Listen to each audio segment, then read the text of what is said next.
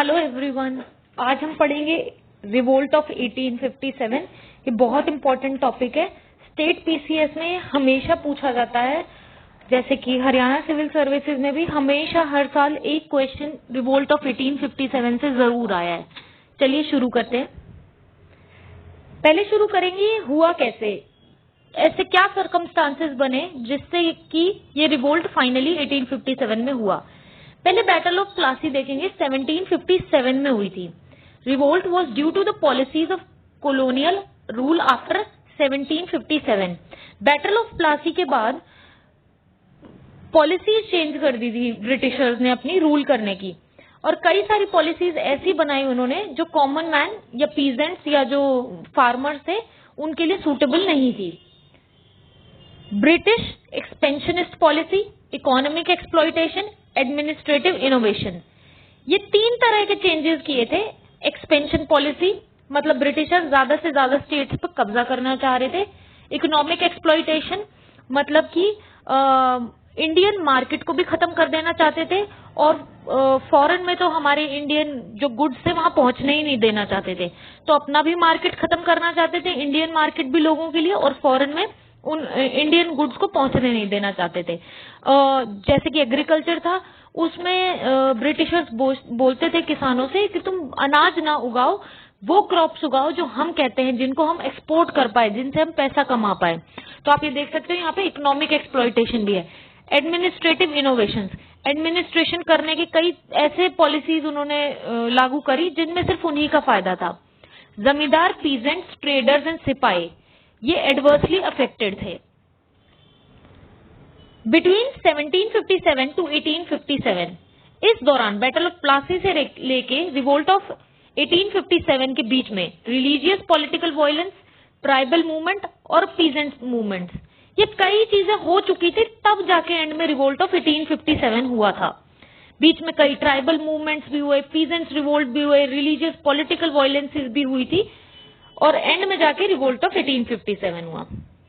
Enhanced revenue and famine years caused anger, revenue बढ़ा दिया गया था, लैंड रेवेन्यू बढ़ा दिया गया था, और बीच में कई साल जो सूखा पड़ा रहा उससे लोगों का गुस्सा बढ़ता चला गया। Movement against the money lender turned into movement against the company rule as they were supported by the police. Actual में एक जाल सा था जो चले जा रहा था, उस जाल में फंसे हुए थे हमारे फार्मर्स। होता क्या था, हमारे फार्मर्स जिस लैंड पे फार्मिंग करते थे उसका रेवेन्यू बहुत ज्यादा बढ़ा दिया ब्रिटिशर्स ने, और एक कंसेप्ट लाए कि अब कैश में पेमेंट होगी। अब कैश के लिए वो जाते थे मनी लेंडर्स के पास कि भाई हमें पैसे दे दीजिए ताकि हम अपना लैंड बचा पाए। मनी लेंडर्स उन्हें काफी ज्यादा इंटरेस्ट रेट पे वो मनी देते थे। अब वो मनी लेके किसान ब्रिटिशर्स को देके अपना लैंड बचा लेता था, लेकिन वो इंटरेस्ट रेट कभी नहीं झुका पाता था मनी लेंडर को, तो इसी जाल में वो बार बार फंसा रहता था और कभी बाहर नहीं निकल सकता था। British interference in native religious traditional customs, जो सबसे ज्यादा जिस बात का गुस्सा था लोगों को वो ये था कि हमारे नेटिव रिलीजियस ट्रेडिशनल कस्टम्स में क्यों आ रहे हैं ब्रिटिशर्स, वहां क्यों दखलंदाजी कर रहे हैं। 1857 के मेजर कॉजेज थे। इकोनॉमिक कॉजेज था, देखेंगे क्या है वो। New and highly unpopular revenue settlement, and due to heavy taxation the peasants resorted to loans from money lender traders at high rates. जैसे कि मैंने बताया, वो एक चक्रव्यूह चले जाता था कि पीजेंट्स और फार्मर गए मनी लेंडर के पास, मनी लेंडर ने उन्हें बहुत हैवी इंटरेस्ट रेट पे पैसा दिया, वो पैसा दिया उन्होंने ब्रिटिशर्स को, लेकिन इंटरेस्ट रेट वो कभी नहीं झुका पाते थे। On non payment the peasants were evicted from there lands. अब बेचारा ब्रिटिशर्स को पैसे ना दे तो ब्रिटिशर्स उसे लैंड से निकाल दे, मनी लेंडर को इंटरेस्ट ना पे कर पाए तो वो उसे लैंड से निकाल दे। Money lenders emerge as new landlords and traders.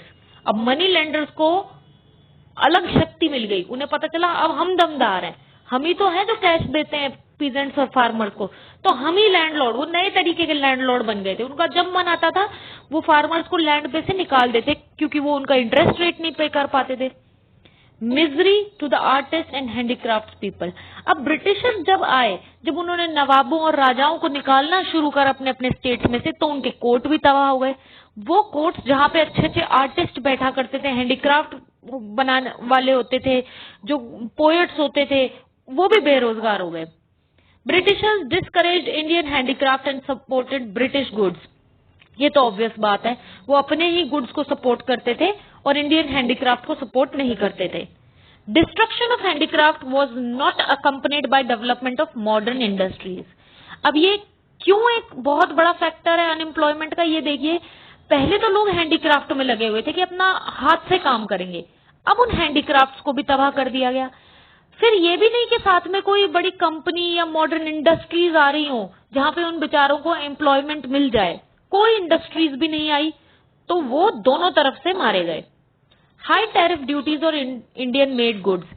अब इंडियन गुड्स को बाहर अनपॉपुलर करने के लिए उन्होंने क्या करा, हाई टैरिफ ड्यूटीज लगा दी, ताकि इंग्लैंड और बाहर के देश इनको खरीदे ही ना, इतनी ड्यूटी लगा दो, इन पे इतना महंगा कर दो कि ये वहां पहुंचे ही ना। और अपने ब्रिटिशर्स ने अपने machine made cheap goods Indian market में लाके भर दिए। Free trade that worked only one way, एक ही रास्ते से ट्रेड हो रही थी। ब्रिटिशर्स अपना गंदा मशीन का बना हुआ चीप सामान इंडियन मार्केट में लाके पटक देते थे, और इंडियन मार्केट का बढ़िया हैंडीक्राफ्ट, बढ़िया घर हाथों से बनी हुई चीजों को, ताकि वो पॉपुलर ना हो जाए बाहर, वहां इसलिए उनपे हाई टैरिफ ड्यूटीज लगा देते थे। Export of cotton and silk textiles from India particularly came to an end. फ्री ये बता चुकी मैं। Zamindar saw their land rights fortified by the use of कोरोवोरंटो। जमींदार जो थे, जिनके पास बहुत सारे लैंड्स होते थे उस टाइम पे, ब्रिटिशर्स ने देखा इनके पास इतने सारे लैंड्स कैसे हैं, फार्मर से तो हम ले लेंगे, रेवेन्यू इतना बढ़ा देंगे, अगर वो नहीं दे पाए तो उनका लैंड ले ले।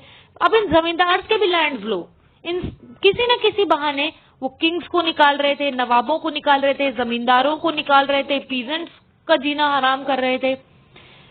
Awadh, storm centre of the revolt. Very important point, Awadh was the storm centre of the revolt.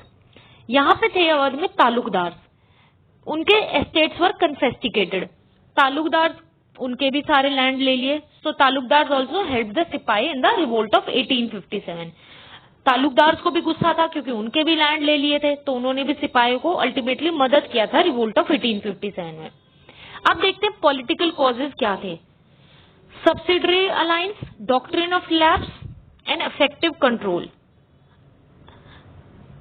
The issue of greased cartage led to the discontent. जो immediate cause था ना, जिससे कि एकदम से वो क्रांति आई, वो ये था कि एक बात चली थी कि नई राइफल्स इंट्रोड्यूस हो रही हैं और उनपे ग्रीस कार्टेज है। उसमें क्या है कि पिग और काऊ का मांस है जिसको मुंह से हटा के फिर चलाना पड़ेगा। तो आपको पता है हमारे रिलीजन्स में ये सही नहीं माना जाता, और लोगों ने सारे सिपाही ने मना कर दिया कि हम ये राइफल्स नहीं चलाएंगे। फिर ब्रिटिशर्स ने कहा ये तो चलानी पड़ेंगे, ऐसा कुछ नहीं है गाय का और पिग का मांस हो। पर सिपाही बोले हम ये मुंह नहीं लगा सकते, और हमारे यहाँ गाय का और पिग का मांस मुंह लगाना ठीक नहीं माना जाता। ये था इमीडिएट कॉज जिससे कि एकदम क्रांति हुई। तो आपसे कोई पूछे what was the immediate cause, तो वो थी राइफल्स जिसपे पिग और गाय का मीट था। पॉलिटिकल कॉजेज, विजली इंट्रोड्यूस सब्सिडरी अलायंस।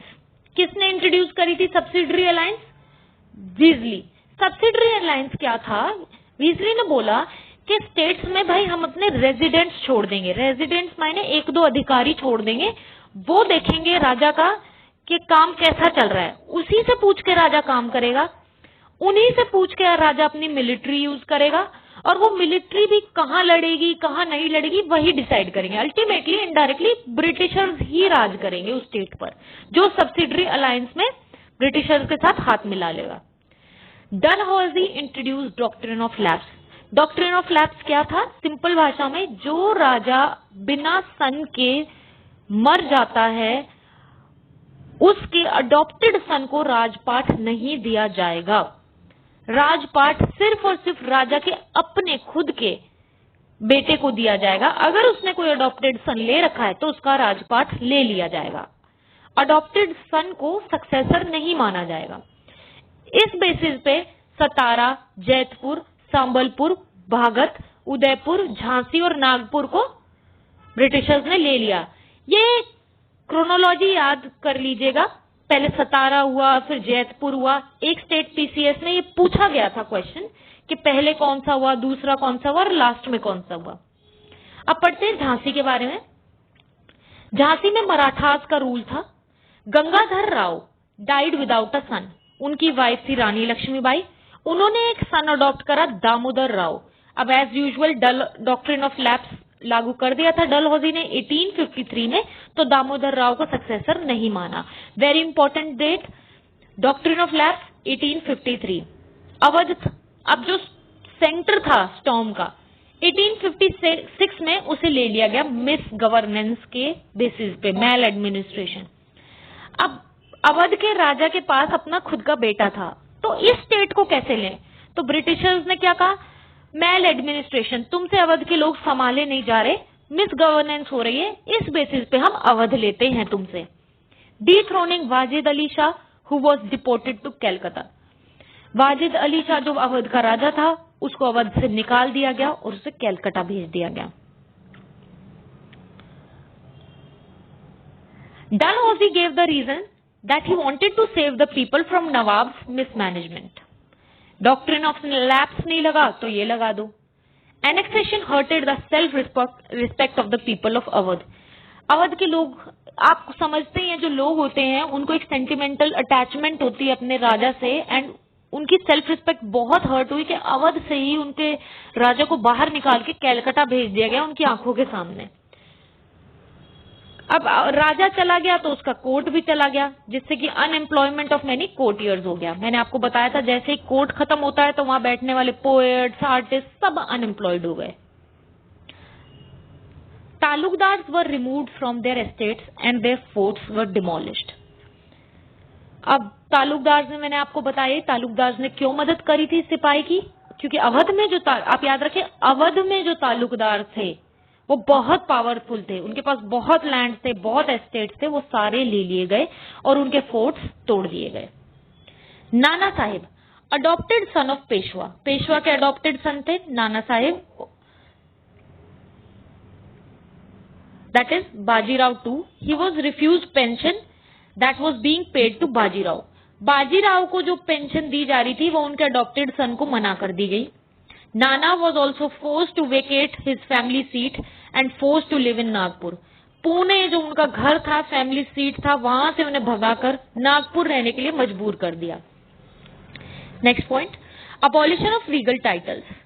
अब टाइटल्स हटा दिए जाए, ये नेक्स्ट स्टेप उठाया ब्रिटिशर्स ने। Dalhousie recognise the succession of Fakiruddin. Fakiruddin का सक्सेशन डलहौजी ने कहा चलो ये मान लेते हैं। फिर वो मर गया जब 1856 में। उसके बाद लॉर्ड कैनिन ने कहा अब कोई भी टाइटल नहीं बचेंगे, जो भी प्रिंस होगा वो सक्सेशन नहीं माना जाएगा, ना टाइटल उसका माना जाएगा कि भाई ये प्रिंस है मुगल का, और ना उसे मुगल पैलेस मिला जाएगा। ये लॉर्ड कैनिन ने डिसीजन लिया था, याद रखें।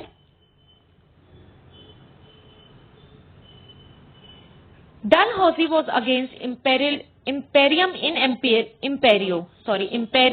imperio, मतलब empire within an empire. Dalhousie इस पॉलिसी के खिलाफ थे कि हम ओवरऑल तो रूल कर रहे हैं इंडिया पे, लेकिन उसमें भी जो स्टेट्स हैं, कई जिले हैं, कई अलग अलग नवाब हैं, राजा हैं, तो मतलब हम तो अंदर रूट लेवल तक नहीं कर पा रहे ना राज। तो ऐसा करो, इन सबके स्टेट्स, राजा, नवाबों, इनको हटाओ, प्रिंस विरिंस सबको हटाओ, हम अब डायरेक्ट कंट्रोल करेंगे। ऐसा नहीं होना चाहिए कि एम्पायर के अंदर ही छोटे छोटे एम्पायर बने हुए हैं। Britishers abolish the legal titles of the nawabs of Karnataka and Tanjore also. ये याद रखिएगा, कर्नाटक और तंजौर के भी टाइटल्स हटा दिए, मुगल्स के ही नहीं, यहाँ के भी हटाए। Lord Canning the governor general during revolt. ये क्वेश्चन आ चुका है स्टेट पीसीएस में कि कौन थे गवर्नर जनरल जब ये रिवोल्ट हुआ। आंसर है Lord Canning. Alien rule of the Britishers. The company wanted to make money and go back to England. Selfish motive था, यहाँ से बस पैसा बनाओ, यहाँ के लोगों को दुखी करो और चले जाओ। इसी वजह से लोग कभी भी ब्रिटिशर्स के साथ रिलेट नहीं कर पाए, जैसे कि वो अपने राजा से रिलेट कर पाते थे, ना उनके साथ अटैचमेंट कर पाए। वो हमेशा ब्रिटिशर्स एक एलियन रूल ही रहे, rule by foreigners from a distant land. यही रहा कि कोई फॉरेनर्स हैं जो दूर रहते हैं और वहीं चले जाएंगे अपने देश, बस यहां से लूटना चाहते हैं पैसा। आई होप आपको ये लेसन समझ में आया हो। हम रिवोल्ट ऑफ 1857 कुछ पार्ट्स में कवर करेंगे ताकि आप हर पॉइंट अच्छे से समझ पाए। मिलते हैं नेक्स्ट वीडियो में। Thank you.